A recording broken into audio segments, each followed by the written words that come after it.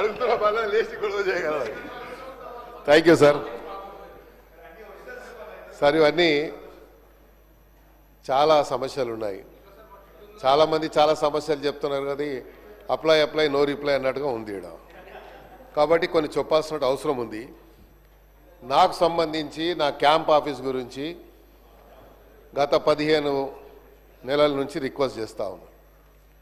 ఆశ్చర్యంగా ఏంటంటే మేము అడిగిన క్యాంప్ ఆఫీస్ గురించి రెవెన్యూ డిపార్ట్మెంట్ దగ్గర సమాచారం ఉండదు, జిహెచ్ఎంసీ దగ్గర సమాచారం ఉండదు. మా నియోజకవర్గంలో ఒక ఈద్గా గ్రౌండ్ ఉంది, రోడ్ నంబర్ 10లో ఈద్గా గ్రౌండ్ ఉంది అధ్యక్ష. ఆ ఈద్గా గ్రౌండ్లో సిపిడిసిఎల్కి మన ఒక సబ్ స్టేషన్ గురించి ల్యాండ్ అలాట్మెంట్ ఇచ్చారు. అక్కడ ఇప్పుడు రంజాన్ నడుస్తుంది, ఈద్గా గ్రౌండ్ అది.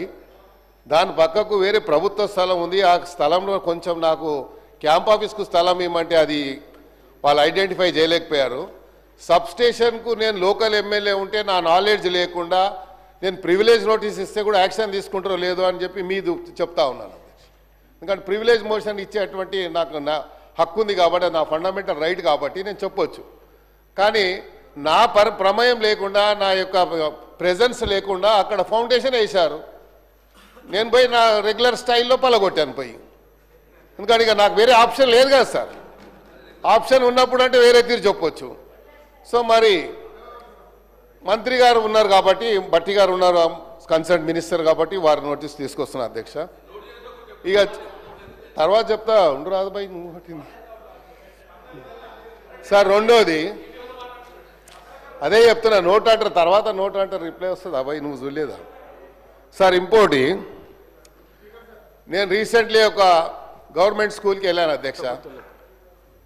వాళ్ళు ఏదో ఫంక్షన్ పెట్టుకుంటే పోతే అక్కడ ఉన్నటువంటి హెడ్ మాస్టరు ప్రిన్సిపల్ వచ్చి నాకేం రిక్వెస్ట్ చేశారంటే, సార్ మాకు గుడ్లు మిడ్ డే మీల్లో వస్తుండే, ఇప్పుడు మొదలు ఇస్తున్నారు సార్ అని చెప్పిండు.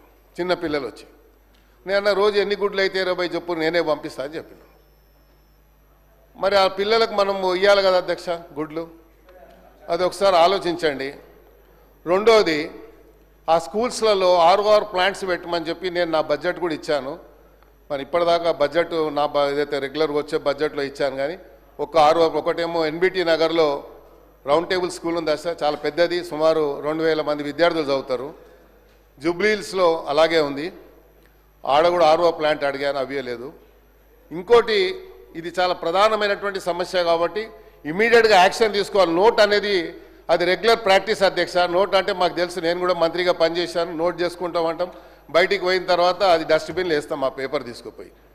ఇది రెగ్యులర్ ప్రాక్టీస్ కాబట్టి నేను చేశాను కాబట్టి చెప్తున్నా అధ్యక్ష. నేను వాళ్ళని ఎవరిని బ్లేమ్ చేస్తలేను.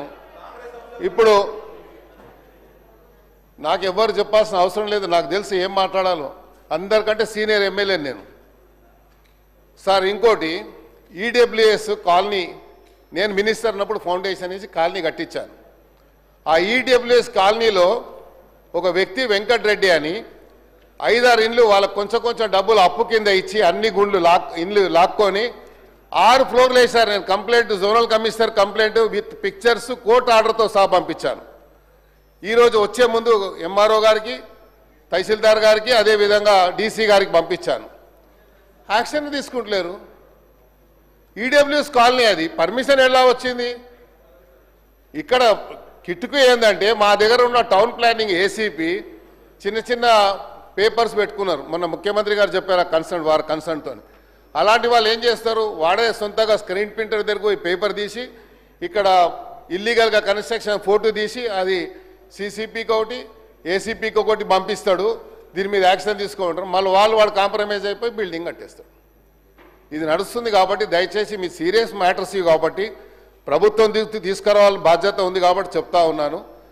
మీరు అదే నోట్ చేసుకుంటారు, రెగ్యులర్గా చెప్తారు కాబట్టి అది మీ ఇష్టం, నేనేం దాన్ని చెప్పలేను. కాబట్టి ఇలాంటి ఎవరైతే సోషల్ మీడియాని మిస్యూజ్ చేసుకొని ఇలాగా అందరినీ బ్లాక్మెయిల్ చేస్తూ ఉన్నారు, ఇది చాలా హైదరాబాద్ సిటీలో చాలా పెద్ద ఎత్తున నడుస్తుంది.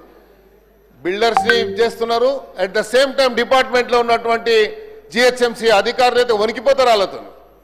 ఎమ్మెల్యే ఫోన్ చేసినా, మినిస్టర్ ఫోన్ చేసినా భయపడడు. కానీ ఆ సోషల్ మీడియా వాడు ఒక ఫోన్ చేస్తే మాత్రం సార్ యాక్షన్ తీసుకుంటా అంటాడు. ఇద్దరు కూర్చొని లావాదేవీ జరిగిపోతుంది. సో ఇవన్నీ జరుగుతున్నాయి కాబట్టి క్యాంప్ ఆఫీస్ విషయంలో సీరియస్గా తీసుకోండి. తర్వాత ఈ ఈడబ్ల్యూఎస్ కాలనీ ఏదైతే ఇల్లీగల్గా కట్టాడో అది ఇమ్మీడియట్గా డెమాలిష్ చేయాలి. ఎందుకంటే పబ్లిక్ అంతా వచ్చి నా మీద పడతా ఉన్నారు.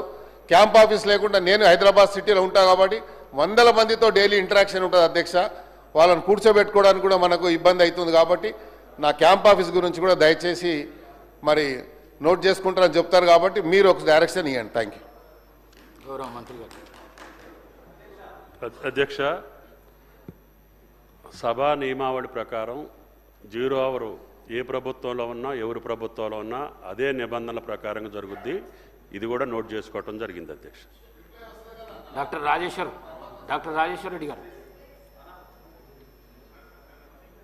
అధ్యక్ష,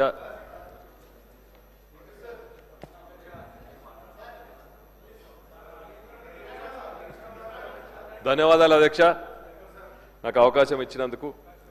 మొదటి అధ్యక్ష, నాగర్కర్నూలు నియోజకవర్గంలో నాగర్కర్నూలు పట్టణంలోని గవర్నమెంట్ జూనియర్ కాలేజ్ అధ్యక్ష, అది పట్టణ నడిబొడ్డున 5 ఎకరాల్లో విస్తరించి అతి పురాతనమైన కాలేజ్ అధ్యక్ష. అది 1967లో నిర్మించబడ్డది అధ్యక్ష. అది ఇప్పుడు అది ఎప్పుడు కూలిపోతుందో తెలియదు అధ్యక్ష.